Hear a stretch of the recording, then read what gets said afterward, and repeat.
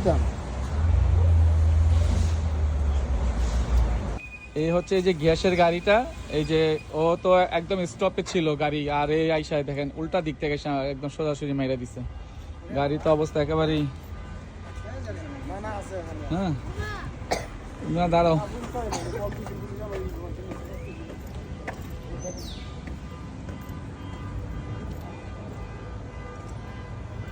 আর এই হচ্ছে সেই লোক।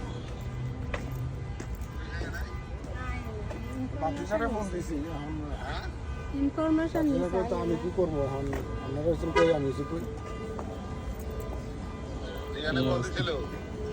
দিয়েছে কলম তো